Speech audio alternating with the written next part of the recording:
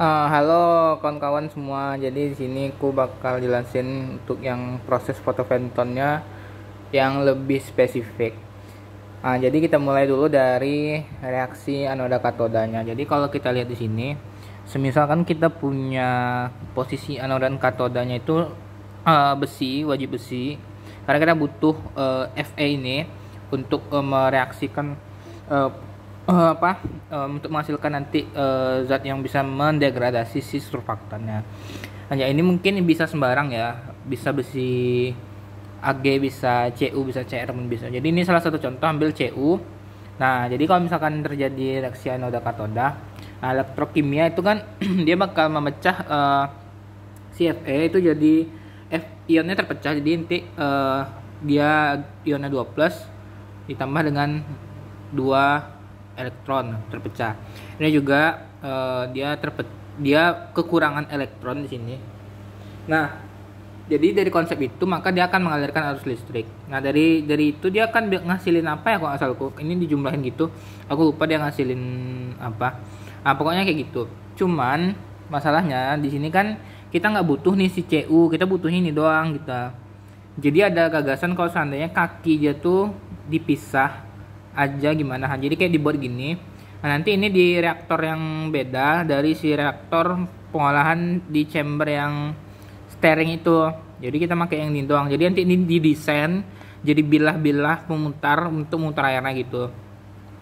Nah, balik ke konsep reaksi fotonnya. Jadi reaksi foton itu apa sih sebenarnya? Nah, jadi fotoventon itu dia mereaksikan sebuah proses fotokatalisis. Nah, nanti dia juga sekaligus mereaksikan venton, makanya namanya foto strip venton sih, dibaca fotoventon.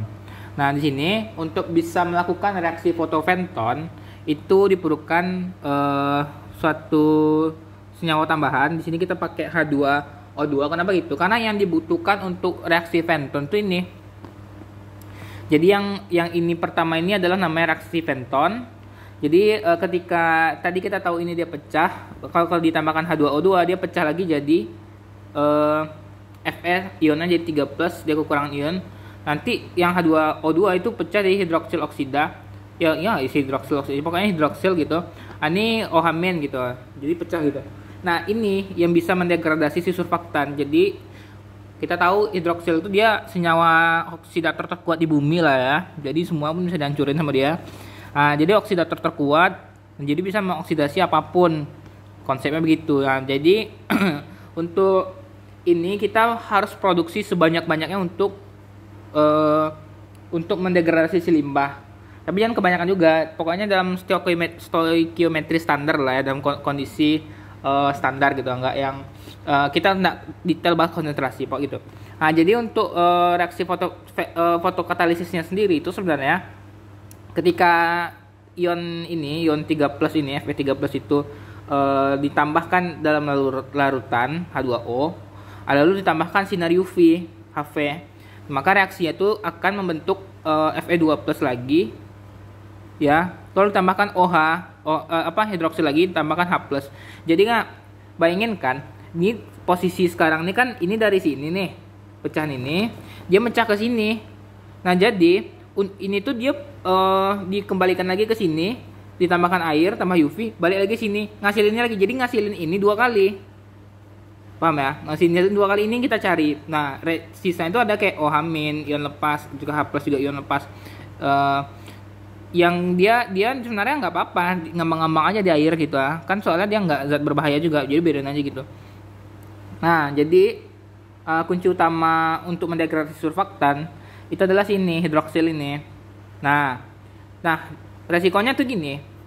Kenapa fotoventon itu ideal reaksinya? Karena si Fe3+ itu kalau dia dibiarkan ion jadi ion bebas, dia bisa saja berpasangan dengan OH- kita. Kalau dia jumlahnya 3, maka dia bisa jadi kayak gini. Nah, ini logam berat yang memang susah degradasi ya tiba. Jadi ada residu padat ini, kalau asalku bentukannya padatan lah.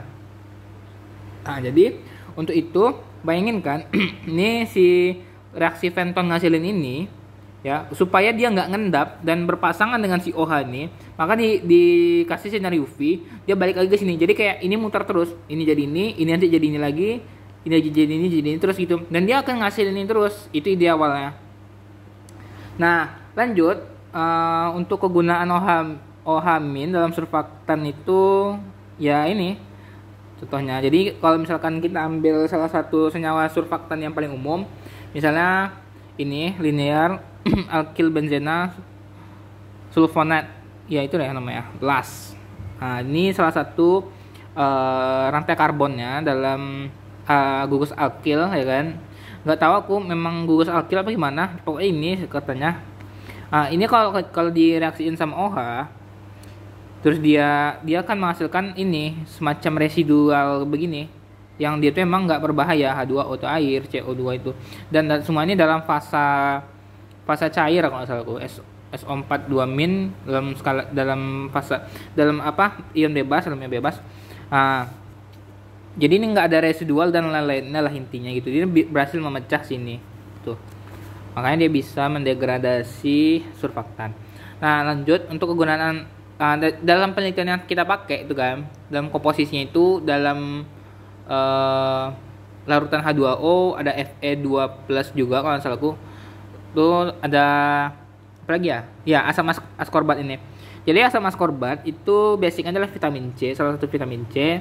Nah, jadi ketika asam askorbat itu tadi dia berpasangan dengan si Fe3+, dia akan bereaksi begini. Jadi dia tuh seperti kayak semacam meniru reaksi fotokatalisis. Jadi bayangin kan, dia mengikat ini nih, sama kan dengan ini waktu proses fotokatalisis. Nah, jadi ini lagi, sebenarnya sama juga tuh. Jadi ini lagi dia. Nah, jadi dia tuh kayak membantu kerja fotokatalisis gitu loh kita. Nah, dia tuh mempercepat, cuman kayak dikasih zat tambahan lah gitu. Nah, cuman untuk melakukan itu tuh asam askorbatnya tuh perlu di apain aku lupa aku. Pokoknya ada proses gitu. Nah, itu juga nah, yang unik itu begini. Kalau dalam tesis itu dia konteks kejadiannya itu di dalam pH standar pH 7. Nah, sementara si Fe, misalnya Fe itu kan besi. Kalian pernah dengar kan kayak hujan asam tuh dapat menyebabkan karatan gitu. Nah, jadi kalau kayak besi itu dalam posisi diberi asam, dia kan bisa jadi pecah gitu, jadi teroksidasi gitu. Dia teroksidasi dengan kondisi asam. Nah, yang kita inginkan, kita kan mau mecah besinya, makanya kita butuh kondisi asam. Nah, untuk melakukan ini semua, idealnya itu dilakukan di pH asam. Nah, konteks kejadian dalam pH 3-4 tuh biasanya untuk Fe itu ideal, sementara limbah surfaktan itu sendiri dia 9-10. Nah, untuk melakukan semua proses ini perlu ada penurunan pH seminimalnya itu jadi pH standar pH 7. Nah, kalau bisa lebih turun lagi lebih bagus gitu. Nah, sekarang ini juga salah satu penggunaan vitamin C untuk menurunkan si pH 9-10 dalam kadar surfaktan anionik gitu. Jadi bayangin kan, dalam surfaktan anionik itu memang 9-10. Jadi dalam penelitian itu dia nggak jelasin gimana dia cara nurunin pH, tapi pH itu udah standar aja waktu dia jelasin di abstraknya. Nah, jadi kayak gitu. Nah, cuman di sini karena kita ikut esai, jadi bisa kita akali untuk asam askorbat itu jadi sebuah limbah yang mana fungsinya dia nanti bisa pertama ini melakukan ini, dia bisa memecah membentuk kembali ion ini, jadi dia kurang 3 di sini jadi kurang 2 gitu. Itu fungsi pertama rencananya. Fungsi kedua, dia juga bisa menurunkan pH seminimalnya dia jadi pH standar gitu.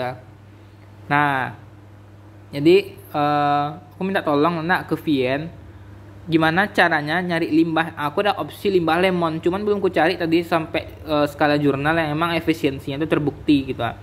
Nah, coba ide ini berubah lagi. Rasaku ide ini udah sempurna, ini udah gak ada revisi lagi. Jadi minta tolong cari limbah yang zat asam yang dapat melakukan itu, Vien. Thank you, Vien.